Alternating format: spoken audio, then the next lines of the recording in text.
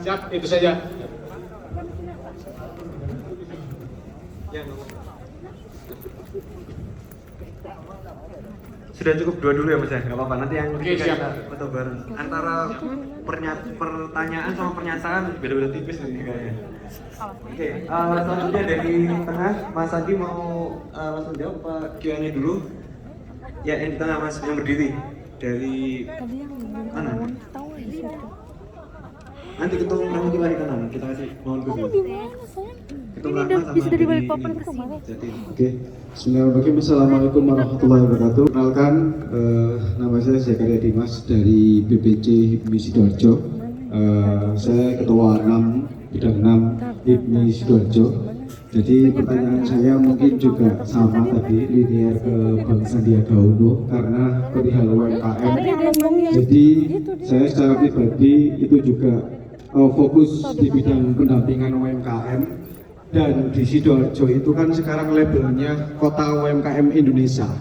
Di setiap daerah kecamatan itu memiliki lokal wisdom masing-masing. Ada kampung sepatu, ada kampung tas, ada kampung koper, ada kampung gerobok di setiap kecamatan. Itu merupakan aset yang kami miliki di kabupaten. Tapi nyatanya hari ini yang kami lihat, contoh saja di Tanggulangin, itu industri tas itu semakin melesu, bukan semakin menaik. Nah, ini kita masih mencari tahu ada apa. Ternyata mungkin intervensi pemerintah tidak sampai dengan bawah. Artinya target untuk ke pelaku UMKM-nya ini kurang, Bang Sandi. Jadi yang saya lihat dinas dan lain sebagainya melakukan pendampingan ke pelaku, contoh yang membuat tas, membuat sepatu dan sebagainya. Sedangkan orang yang buat tas itu pasti pahamnya membuat tas, nggak bisa diajarin Shopee, Lazada dan lain sebagainya. Intinya tidak dapat pasaran gitu. Akhirnya kita punya inovasi untuk membentuk suatu ekosistem kecil, anak-anak muda yang berkumpul. Akhirnya kita melakukan 1-2 inkubasi dan itu berhasil. Dan hari ini valuasi bisnis yang kita inkubasi itu sampai ratusan juta per bulan, 300 juta. Itu hanya dengan jualan produk tas kulit dan mitasi. Nah, saya ingin bertanya, kira-kira intervensi gimana dari pemerintah pusat sampai dengan daerah, sampai dengan birokrasi bawah, bahwa biar UMKM ini bisa naik kelas, program-programnya itu tepat sasaran. Terus juga saya mohon juga mungkin subsidi bahan dan lain sebagainya itu bisa diberikan kepada pelaku-pelaku UMKM, karena banyak pelaku UMKM yang menjerit karena harga bahan yang sangat tinggi, sedangkan kompetitor yang barang-barang dari Cina masuk ke sini harganya luar biasa. Tas 18.000, dompet 5.000, sepatu 25.000, sedangkan HPP kita kerjakan 25, 35, kita tidak kuat melawan kompetitor itu. Terima kasih. Mungkin itu, terima kasih. Ya, terakhir sama nanti juga mohon izin foto bersama Mas Ali. Terima kasih. Wassalamualaikum warahmatullahi wabarakatuh. Ya, saya buka pertanyaan khusus untuk Pak Arsyad, Pak CT dan Pak M Lutfi. Silakan angkat tangan. Pak dari Palu satu dulu. Pertanyaannya ke siapa? Langsung disebutkan. Yang mbaknya aja biar variatif ya. Yang berjilbab. Mbak yang berjilbab di belakang pakai jaket putih. Halo, sebentar Mas, ladies first. Baik, assalamualaikum warahmatullahi wabarakatuh. Waalaikumsalam. Mohon maaf Pak, sebelumnya saya dari Forum OSIS DKI Jakarta, bukan dari Palu ya. Mohon maaf, saya ingin bertanya kepada Pak Arsyad Rashid.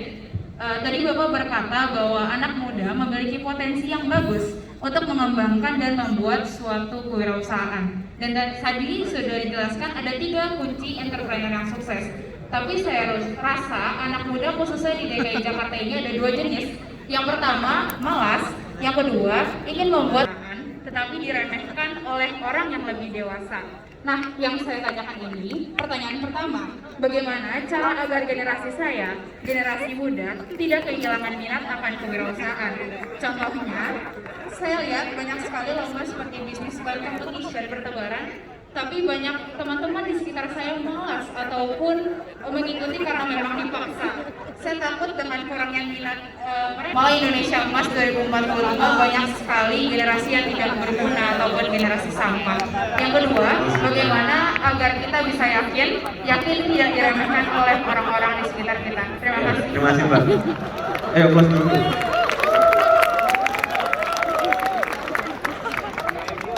Oke, pertanyaan untuk Pak CT dan Lutfi mungkin angkat tangan. Oke, dijawab dulu Mas Sandi sama Pak Arsyad baru kita ini. Silakan. Ada lagi. Tadi di tengah Mas Rahmatillahi, Ketum Riau. Ini kalau seandainya kita nggak kasih kesempatan, kita bisa kena reshuffle ini Pak. Ayo, Mas Rahmatillahi. Pertanyaannya ke siapa? Iya. Kita tampung dulu pertanyaan-pertanyaan, nanti akan dijawab oleh masing-masing penjawab. Ya, Assalamualaikum warahmatullahi wabarakatuh. Waalaikumsalam. Ini tadi kawan-kawan sudah pertanyaan teknis semua. Izin terlalu banyak bergadang kita makanya suara hilang. Ya, Assalamualaikum warahmatullahi wabarakatuh. Perkenalkan, nama saya Rahmatillahi. Saya Ketua Umum BPD Riau, kampungnya Bang Sandiaga Uno. Tadi pertanyaan sudah sangat-sangat teknis lah. Saya rasa kawan-kawan HIPMI di sini terkait dengan pertanyaan-pertanyaan teknis sudah agak-agak jenuh, ya kan? Bang Sandi, Bang Lutfi, saya banyak dapat cerita lah bagaimana memimpin HIPMI, awalnya menjadi pengusaha, jatuh bangunnya. Jadi saya sudah dapat banyak cerita. Begitu juga dengan si anak singkong. Saya sudah baca bukunya 2 kali khatam juga. Jadi sudah banyak tahu lah tentang bagaimana pengalaman jatuh bangunnya berbisnis. Ini pertanyaan untuk Ketum Kadin, Bang Arsyad Rashid.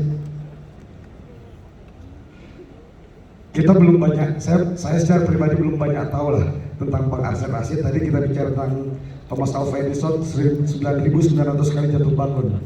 Bang Arsyad Rashid ini kan Ketua Umum Kadin, abangnya HIPMI, ya kan? Kita ingin dengar bagaimana cerita jatuh bangun Bang Arsyad Rashid dan titik bangkitnya itu seperti apa. Mungkin ini bisa jadi inspirasi buat kawan-kawan HIPMI.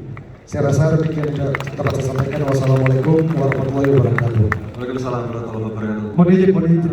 Ini kan bulan Agustus di Riau, khususnya di Kuantan Singgigi akan ada acara pacu jalur. Dengan segala hormat, saya selaku Ketua Umum HIPMI Riau mengundang kawan-kawan di sini untuk hadir ke Kuantan Singgigi yang insya Allah dihadiri juga oleh Bang Sandiaga Uno. Ya, terima kasih Tom. Mohon maaf karena di sini juga sudah banyak. Ini ada pertanyaan online. Jadi ada pertanyaan dari online ini. Saya ingin mengajukan tantangan kepada Pak CT, Pak Lutfi, dan Bang SSU Pak Arsyad, bagaimana jika berkenan untuk mengambil 5 orang dari HIPMI untuk dijadikan mentinya. Jadi beliau sebagai mentor guru-guru yang bisa melatih pengurus-pengurus HIPMI dari seluruh Indonesia. Apakah beliau berkenan atau tidak, itu nanti kita akan tanyakan langsung. Dan yang kedua, mengenai lonely economy. Jadi ada kenyataan baru di Indonesia ini, yaitu lonely economy. Mungkin bisa ditanggapi oleh Pak CT sebagai futuris. Bisa dibilang beliau mengakuisisi Alobank sangat luar biasa dan sangat pecah. Kemarin ternyata bandwidth yang bikin Telkomsel agak error itu jadi Alobank juga ternyata. Jadi saya persilakan dulu dan menjawab pertanyaan dari Mas Sandiaga Salahuddin Uno. Oke, saya ini punya pengalaman di Buleleng nih. Setelah 2019 ada sebuah kontestasi demokrasi yang saya ikut, tapi nggak usah disebutkan apa. Dan hasilnya kurang baik. Saya menyepi di Buleleng, dan di Buleleng itu ada desa pemutaran di Kecamatan Grokka. Desa pemutaran ini ada satu pura yang di atas namanya Batu Kursi. Di bawah puranya ada 3 mata air yang dingin, sejuk, satu ya, dan satu airnya biasa, satu airnya panas, bersebelahan gitu. Terus seorang tour guide-nya bilang, "Pak, ya Bapak kalau mau naik kelas itu Bapak naik ke atas pura. Di atas pura ada tinggi sekali di sana, di Kecamatan Groga. Dan akhirnya saya melihat bahwa pariwisata itu ternyata banyak storytelling di belakangnya. Terus saya tanya, kenapa saya harus naik di atas sana? Dia bilang, iya karena kemarin ada calon kepala desa yang kalah naik ke sana, ternyata setelah itu dia terpilih pada kesempatan berikutnya. Jadi Bapak kan baru kalah, Bapak naik aja ke atas sana Pak, katanya. Dan setelah 1,5 jam saya naik ke atas sana, ya begitu di sana naik, melihat kegiatan dan alam dan segala macam.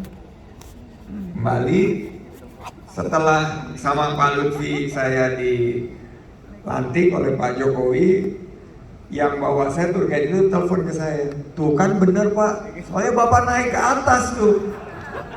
Jadi buat Ketum Maming, insya Allah kalau Ketum ke Buleleng, Desa Pemutaran namanya, Kecamatan Groga itu puranya namanya Batu Kursi. Saya masih ingat sampai sekarang. Tapi intinya nggak pakai lama, nggak pakai ribet, nggak pakai mumet. Model pemerintahan sekarang saya Bang Lutfi, kita harus hadir berikan solusi. Jadi masalah desa wisata, destination branding, DAK selesai sama saya malam ini. Nggak usah yang teknis-teknis itu, forumnya kita langsung selesaikan. Dan saya insya Allah akan hadir di desa wisata dan di acara ekoturism mudah-mudahan bulan Agustus. Terima kasih. Untuk Wansing juga insya Allah saya akan hadir. Dan terakhir Sidoarjo ini. Sidoarjo ini ya saya melihat ya, Sidoarjo ini mesti rebrand itself. Karena waktu saya datang ke Tanggulangin dari masalah tas kulit ini, mantan ketua umum HIPMI Jawa Timur ini lebih tahu dari saya. Tapi intinya saya melihat pengusaha-pengusaha dulu yang ada di top 10 Forbes, tapi terus lama-lama berguguran dan tidak ada lagi di top 10, malah di top 40 termasuk saya. Yang ada nggak nangkep. Tapi yang ada itu mampu untuk terus reinvent. Yang saya perhatikan nggak pernah bergerak dari top 5, pernah Bang CT. Karena dia selalu mengubah bisnisnya mengikuti apa yang menjadi tantangan zaman. Nah untuk Sidoarjo sama, ke depan juga harus seperti itu. Dan saya lihat pola pelatihan, pendampingan, ini harus semua masuk ke digitalisasi. Dan pemerintah hadir. Kebetulan saya baru ditunjuk menjadi ketua harian di Bangga Buatan Indonesia, Gerakan Nasional, bersama Bang Lutfi juga. Kita akan paksa pemerintah. Nah itu kebetulan person in charge-nya Pak Anas, mantan Bupati Banyuwangi, bahwa kalau produk-produk Sidoarjo itu ada di e-katalog, baik e-katalog lokal dan e-katalog sektoral, Pak Presiden udah ngomong di sini, wajib hukumnya kita untuk beli. Jadi mau ikut tas kulit atau produk-produk inkubasi lainnya, nah teman-teman HIPMI harus ada di garda depan. Nah berevolusi. Nah saya ingin ingatkan kepada teman-teman HIPMI, pengusaha-pengusaha yang sukses memang fokus kepada dunia usahanya. Tapi kemarin Ketum Maming mengingatkan kita juga, kita punya tanggung jawab di HIPMI untuk afirmasi. Salah satunya adalah membuat keberpihakan kepada pengusaha-pengusaha pemula. Nah ini tanggung jawab kita semua. Selain kita membesarkan bisnis, tentunya kita punya tanggung jawab. Pak CT pernah jadi Menko kita, Menko Perekonomian, dan seingat saya walaupun singkat, tapi Pak CT, Pak Lutfi juga pernah waktu di penghujung 2014 menjadi Menteri berpihak. Mereka ini berpihak kepada pengusaha-pengusaha lokal. Nah, seandainya dari kalian semua akan menjadi pimpinan daerah, menjadi pimpinan di masing-masing provinsi, berpihaklah kepada pengusaha nasional. Insya Allah ekonomi kita akan kuat. Demikian. Terima kasih. Terima kasih Mas Sandiaga. Untuk selanjutnya pertanyaan kepada Pak Kadin Pak Arsyad Rashid, saya persilakan.